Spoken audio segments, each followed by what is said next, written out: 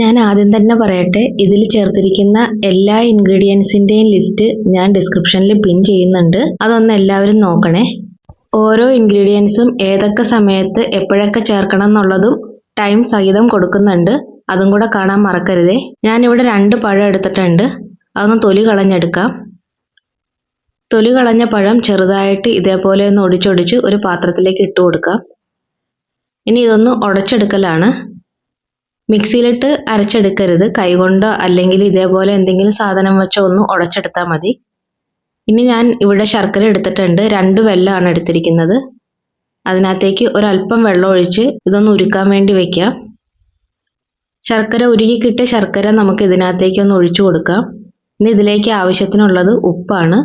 ഉപ്പിട്ട് കൊടുത്തിട്ടുണ്ട്. ഉപ്പൊരു ചെറിയ അളവിൽ ഇടാൻ പാടുള്ളൂ.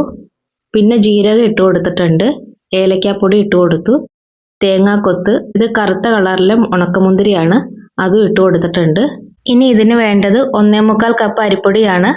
ആദ്യം നമുക്ക് 1 കപ്പ് അരിപ്പൊടി ചേർത്ത് കൊടുക്കാം. ഇതൊന്ന് നന്നായിട്ട് മിക്സ് ചെയ്തിട്ട് വേണം ബാക്കിയുള്ള 1/4 കപ്പും കൂടെ ചേർത്ത് കൊടുക്കാനായിട്ട്. അത് ചേർക്കുമ്പോൾ ഒരല്പം കൂടി ശർക്കരപ്പാനിയും കൂടെ ചേർത്ത് ആവശ്യം ഉണ്ടെങ്കിൽ ഒന്ന് മിക്സ് ചെയ്തെടുക്കണം. നമ്മൾ ഇടിയപ്പത്തിന് എടുക്കുന്ന പൊടിയില്ലേ, ആ പൊടിയാണ് എടുത്തിരിക്കുന്നത്. അതിനകത്തേക്ക് ഒരല്പം കൂടെ ശർക്കരപ്പാനി ഞാൻ ഒഴിച്ചു കൊടുത്തിട്ടുണ്ട്.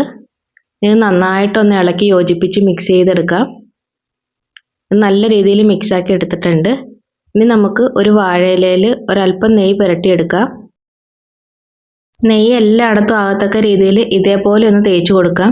ഇനി ഇതിനകത്തേക്ക് നമ്മൾ എടുത്തു വച്ചിരിക്കുന്ന പഴത്തിൻ്റെ മിക്സാണ് ഇട്ട് കൊടുക്കുന്നത്.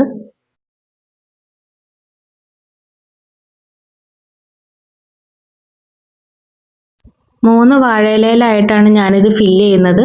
ആദ്യം ഒരു വാഴയിലയിൽ നെയ്യ് പുരട്ടി എടുത്തിട്ട് അതിനകത്തേക്ക് നമ്മൾ എടുത്തു വച്ചിരിക്കുന്ന ബാറ്റർ ഒന്ന് ഇട്ട് കൊടുക്കാം. ഇനി ഇതിട്ട് ഒന്ന് ഷേപ്പ് ആക്കി എടുക്കണം. ഞാൻ എല്ലാ വാഴയിലയും ഇതേപോലെ തന്നെ ഫില്ല് ചെയ്ത് വെച്ചിട്ടുണ്ട്. ഒത്തിരി വാഴയിലയൊന്നും എടുക്കാനില്ലാത്തവർക്ക് നമുക്ക് ഇതേപോലെ ഒരു കഷ്ണം വാഴയിലയിൽ പെട്ടെന്ന് ഉണ്ടാക്കിയെടുക്കാം. അത്രയ്ക്ക് എളുപ്പമാണ് ഇത് ഉണ്ടാക്കിയെടുക്കാനായിട്ട്. വാഴയില ഇല്ലാത്തവർക്ക് ഓരോ വാഴയില എടുക്കാനായിട്ട് ബുദ്ധിമുട്ടുണ്ടാവും. അങ്ങനെയുള്ളവർക്ക് ഈ രീതിയിൽ തന്നെ എടുക്കുന്നതായിരിക്കും നല്ലത്. എന്നിട്ട് നമുക്ക് ഇത് മുറിച്ചെടുത്താൽ മതി. ഇനി ഇതെല്ലാം ഇങ്ങനെ ഇതേപോലെ പൊതിഞ്ഞ് റോളാക്കി വെക്കാം നമുക്ക്. ഞാനിതെല്ലാം ഒരു സ്റ്റീമറിനകത്തേക്ക് വെച്ച് കൊടുക്കുകയാണ്. ആവി വന്ന് തുടങ്ങിയാൽ ഒരു 15 മിനിറ്റ് സ്റ്റീം ചെയ്താൽ മതി. അപ്പോഴത്തേക്ക് നമുക്കിത് വെന്ത് കിട്ടും. ശർക്കരപ്പാനി നല്ല ചൂടുള്ള പാനിയിലേക്കാണ് നമ്മൾ അരിപ്പൊടി ഇട്ട് കൊടുത്തത്. അതുകൊണ്ട് ഒരു വേവ് ആയിട്ടുണ്ടാവും അതിനകത്ത്. ബാക്കിയുള്ളത് 15 മിനിറ്റ് ഇതേപോലെ ഒന്ന് സ്റ്റീം കയറിയാൽ മതി. ഇനി നമുക്കിതൊരു പാത്രത്തിലേക്ക് ഇട്ട് കൊടുക്കാം. ഓരോന്നോരോന്നായിട്ട് ഇതേപോലെ പാത്രത്തിലേക്ക് ഇട്ട് കൊടുക്കുന്നുണ്ട്. ഇനി നമുക്ക് കഴിക്കാനുള്ള സൗകര്യത്തിന് ചെറിയ പീസായിട്ട് അരിഞ്ഞെടുക്കാം. ഇത് കണ്ടില്ലേ, നല്ല അടിപൊളിയായിട്ട് കിട്ടിയിട്ടുണ്ട്. നന്നായിട്ട് വെന്തും കിട്ടിയിട്ടുണ്ട്. ഇനി നമുക്ക് കഴിക്കാനുള്ള സൗകര്യത്തിന് ചെറിയ ചെറിയ പീസാക്കുകയാണ്.